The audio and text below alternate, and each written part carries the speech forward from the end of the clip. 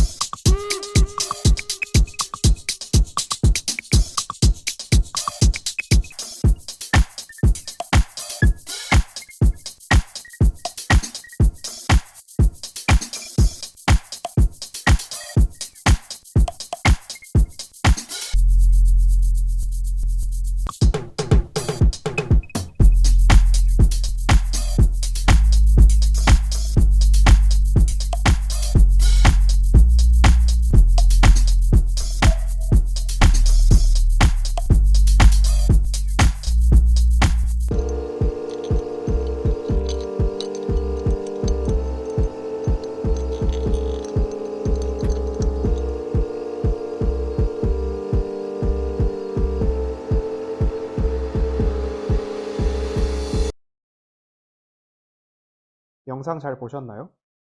해체라는 단어가 연상시키는 고정적인 해체의 방식 말고도 영상 속에서 보았던 것처럼 풍선에서 바람이 빠져 부피가 줄어든다거나 물에 녹아 형태가 바뀌는 것 같이 다양한 해체의 방법이 있을 수 있습니다. 다양한 재료를 다양한 방법으로 해체할 수 있고 각 재료와 해체 방법의 조합에 따라 해체 후 새로운 쓰임과 기능을 가진 2차적인 형태가 탄생할 수 있습니다. 지난 11년간 우하우스가 파빌리온 전시를 진행하며 전시 기간 동안 파빌리온이 무엇을 할 수 있는지에 집중했다면 이제는 철거 후에 파빌리온이 할 수 있는 역할에 대해서도 고민할 시기가 되었다고 생각합니다. 12번째 전시인 2023 파빌리온 기획 전시에서 우하우스는 전시팀들에게 파빌리온의 시공과 운영뿐만이 아닌 해체 이후까지 설계하기를 제안합니다. 다양한 가능성을 상상하는 12번째 우하우스 파빌리온 기획 전시에 여러분들을 초대합니다. DFD는 Design for Deconstruction의 약자로 건축계에서는 다소 생소할 수 있는 용어입니다. 세상의 건축물들은 각자의 생애 주기를 가지고 있습니다. 건축물이 시공되고 운영된 후 철거를 마지막으로 건물의 생애 주기가 끝납니다. DFD는 철거되며 끝나는 건물의 생애 주기를 끝이 아닌 새로운 시작으로 만들어 순환하게 합니다. 즉 생애 주기의 마지막 단계인 철거를 해체로 대체하여 생애 주기의 끝을 새로운 시작으로 만드는 것이 DFD입니다. 해체의 과정에서 기존 건축물에 사용된 자재를 모아 이 자재를 새로운 건축물의 시공에 재사용하며 자재는 새로운 의미를 부여받습니다. 따라서 DFD는 순환구조 전반을 아우르는 과정을 설계하는 것입니다. 건축에 있어서 DFD는 무엇을 시사할 수 있을까요? 2020년 반입 폐기물 등 매립 현황에 따르면 건설 폐기물 127만 톤으로 전체 폐기물의 58%를 차지합니다. 인구 밀집지대인 수도권 역시 매립 쓰레기의 절반 이상이 건설 폐기물이라고 합니다. 반면에 DFD는 생애 주기의 끝을 시작으로 만듭니다. 즉 건축물의 철거가 아닌 재사용을 계획하는 것이고 이를 통해 건설 폐기물이 아닌 재사용이 가능한 재료를 배출합니다. DFD를 통해 닫힌 생애 주기를 순환 구조로 만들게 되면 원자재 채굴, 재료 가공 등의 에너지를 줄이고 훨씬 적은 양의 탄소 발자국으로 건축물을 시공할 수 있습니다. 그럼에도 불구하고 현재 DFD가 건축 현장에서 적용되기 힘든 이유는 건축물의 규모가 크고 생애 주기가 길다는 점입니다. 반면 파빌리온과 같은 건축물은 시공부터 운영, 해체까지의 기간이 짧습니다. 또한 임시 건축물이라는 파빌리온의 특성상 해체가 필수적이라는 점에서 파빌리온은 DFD가 적용되고 실험되기에 적합합니다. 파빌리온 전시를 기반으로 건축의 사회적 역할을 고민하고 시민과 소통하는 우하우스는 이번 전시를 통하여 전국의 건축학과 대학생들이 모여 DFD를 고민하고 적용하며 다양한 가능성을 찾아나가는 장을 제공하고자 합니다. 다음은 여러분의 주제 해석을 돕기 위해 저희가 준비한 파빌리온 사례들입니다. 첫 번째로 소개드릴 사례는 네덜란드 오버트 헤더스 W와 비로우 SLA에서 진행한 피플스 파빌리온이라는 프로젝트입니다. 피플스 파빌리온은 9일이라는 운영 기간이 끝나고 온전히 해체될 수 있도록 설계된 프로젝트였습니다. 목재와 플라스틱 패널들의 원활한 해체를 위해 스트랩과 클립 등으로 연결부가 설계된 사례입니다. 해당 프로젝트는 파빌리온의 자재들을 지역사회에서 빌려와 시공하였으며 이때 타공을 최소화하여 자재를 100% 해체 가능하게 만들었습니다. 해체된 자재는 다시 지역사회로 환원되었습니다. 이런 일련의 과정이 처음부터 해체까지 계획된 사례로 DFD의 대표작이라고 할 수 있습니다. 두 번째 사례는 발해 건축에서 진행한 에어캡 파빌리온입니다. 에어캡 파빌리온은 현장에서 쉽게 설치하고 운반할 수 있도록 설계되었으며 이를 위해 견고하고 고정된 구조가 아닌 최대한 가볍고 설치하기 쉬운 구조를 만들고자 하였습니다. 파빌리온의 구조체는 텐트에 사용하는 유리 섬유 강화 플라스틱 폴대를 연결하여 가볍고 유연하게 만들어졌습니다. 여기에 에어캡 여러 개를 구조체에 부착하는 방식으로 파빌리온을 빠르고 효과적으로 설치하였습니다. 파빌리온에 활용된 각각의 에어캡 모듈은 모자, 파우치, 가방, 방석 등 다양한 기능으로 활용됩니다. 이처럼 시민 친화적이고 가벼운 재료의 활용과 새로운 재사용 방식에 대한 고민은 DFD의 중요한 첫 번째 발걸음이 될 것입니다. 세 번째 사례는 2020년 우하우스 파빌리온 전시의 한양대학교 출품작이었던 앰비밸런스라는 작품입니다. 앰비밸런스는 양초의 원료인 파라핀을 주재료로 활용하여 만들어진 프로젝트였습니다. 파라핀이라는 재료가 가지는 확장 가능성에서 시작하여 시공 시에 포가공이 용이하다는 특성까지 파빌리온 제작에 있어 재료에 대한 이해도의 중요성을 시사한 작품이었습니다. 또한 파라핀 모듈의 접합부에 녹인 파라핀을 발라 구조적인 안정성을 확보하였습니다. 전시가 끝난 이후 전시팀은 파빌리온에 사용된 파라핀을 녹여 향초로 재사용하는 프로젝트를 진행하였습니다. 800kg의 파라핀 자재는 350개의 향초가 되어 새로운 의미를 부여받았습니다. 파빌리온을 녹여서 해체하는 방식, 녹인 자재들을 다시 재사용하는 과정은 올해 주제인 DFD, 엔드-투-엔드의 좋은 사례들입니다. DFD는 건축 외 분야에서도 폭넓게 활용되고 있습니다. 다음은 건축 외 분야 중 참고하실 만한 DFD의 사례들입니다.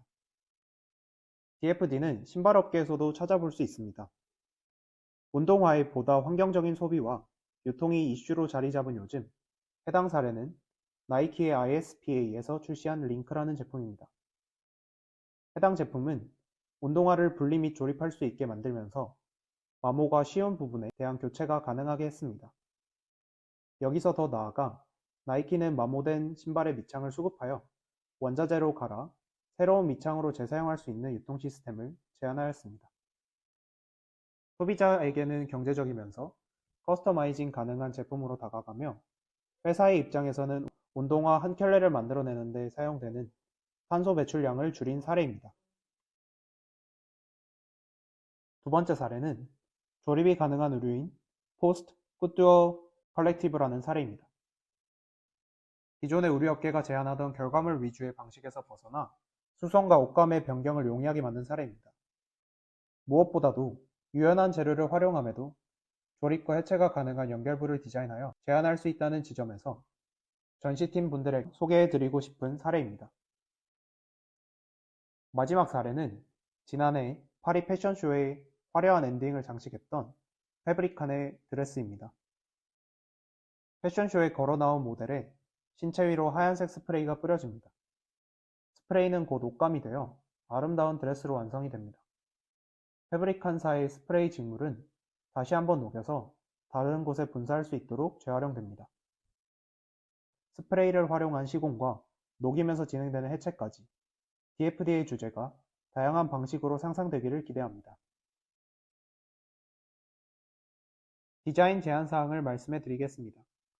전시팀에서는 다음 항목들을 바탕으로 주제를 풀어나가기를 제안합니다. 과정을 담아야 합니다. 기존의 파빌리온의 생애 주기는 시공, 운영, 철거로 구성되어 있습니다.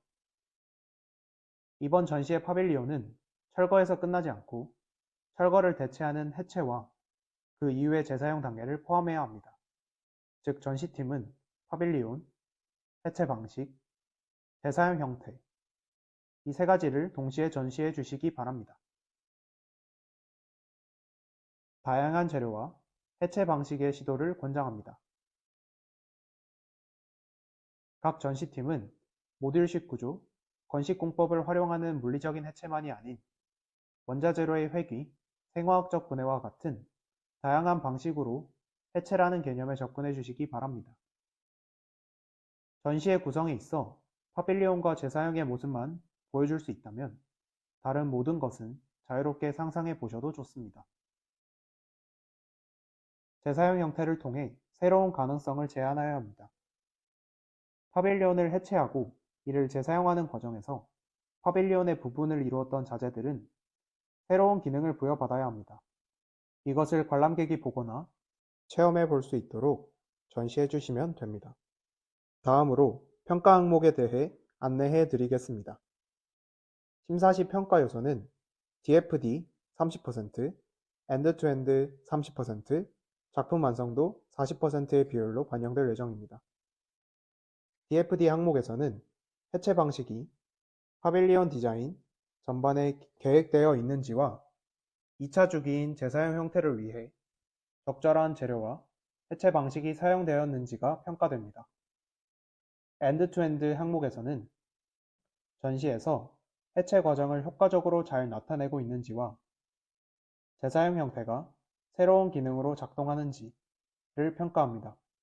마지막으로 작품 완성도에는 시공 및 해체의 안전성, 전시 관람에 대한 안전도, 마감의 완성도를 평가할 예정입니다. 다음으로 유의사항에 대한 안내입니다. 먼저 파빌리온은 가로 세로 3.5m, 높이 3m 규격을 준수해 주셔야 하며 주변의 안전거리와 동선도 고려해 주셔야 합니다.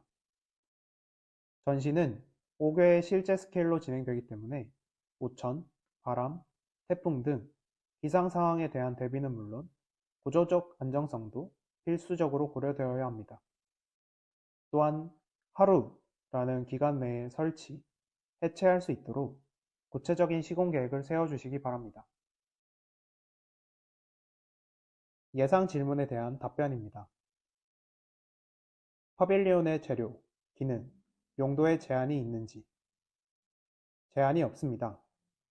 다만 파빌리온과 함께 전시되는 재사용 형태는 파빌리온과 다른 새로운 기능을 가져야 합니다. 해체 방식 자체를 새로 개발해야 하는 것인가에 대한 질문은 새로운 방식을 개발해도 되고 기존에 있는 방식을 활용하여도 됩니다. 이러한 물리적인 해체 외에도 다양한 방법들이 있을 것입니다. 전시팀의 자유로운 상상과 가능성의 제시를 기대합니다.